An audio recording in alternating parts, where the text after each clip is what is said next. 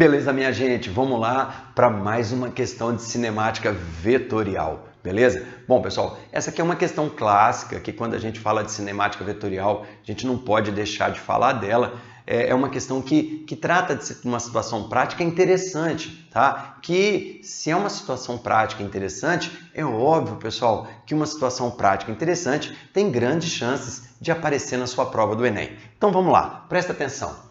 Um barco tenta atravessar um rio com 1 quilômetro de largura. A correnteza do rio é paralela às margens e tem uma velocidade de 4 km por hora. A velocidade do barco em relação à água é de 3 km por hora, perpendicular às margens. Bom, pessoal, toda questão de cinemática vetorial, eu tenho que estar muito atento qual é a direção e o sentido dos vetores, tá? Então, repara que ele falou que a velocidade da correnteza é paralela à margem e a velocidade do barco é perpendicular à margem, tá?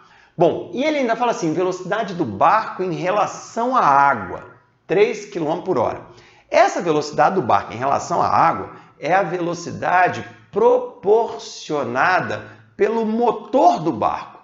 Essa velocidade seria a velocidade que o barco teria em relação ao solo se a água estivesse parada.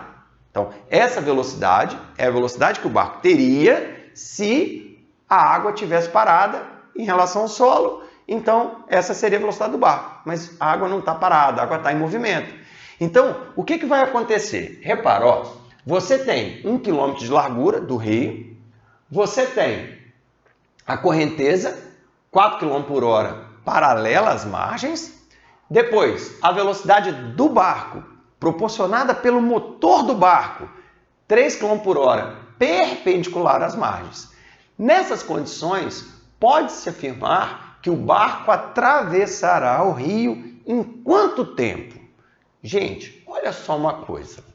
Primeiro que eu deixei bem claro, porque isso aqui é um ponto que os alunos fazem confusão, então deixei aqui escrito de forma explícita. A velocidade do barco em relação à água é a velocidade que o barco teria caso não existisse correnteza. Trata-se da velocidade proporcionada pelo motor e direcionada pelo leme do barco, tá? Então, essa velocidade do barco ela é dada pelo motor e a direção da velocidade é dada pela direção do leme. Para onde o leme aponta é para onde o barco vai, tá bom? Então, ele deu a travessia, a largura do rio é 1 km.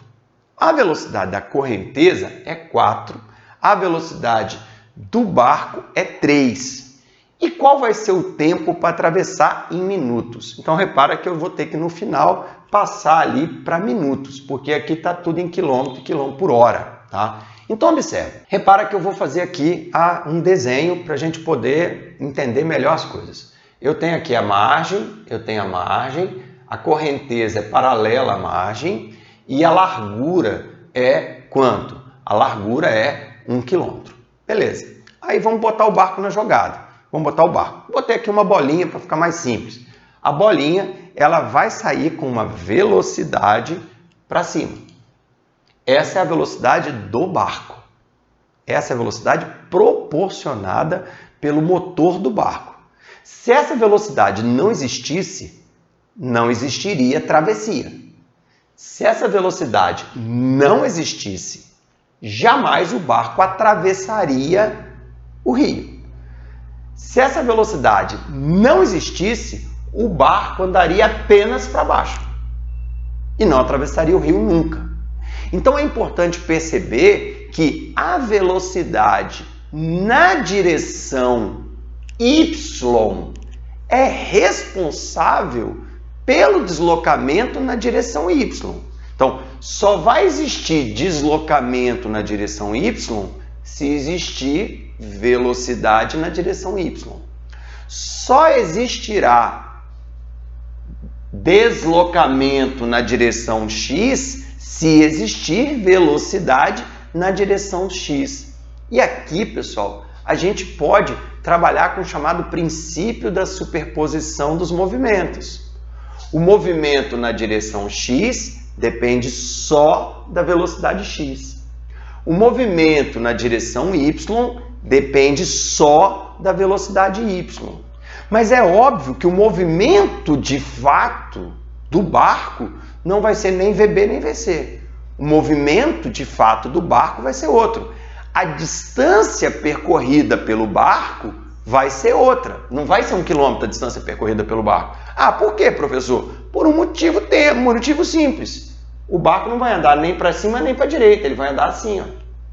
Então, olha só, para calcularmos o tempo de travessia, devemos pegar o deslocamento e a velocidade que estão em uma mesma direção. Então, eu vou pensar lá, velocidade ΔS e ΔT.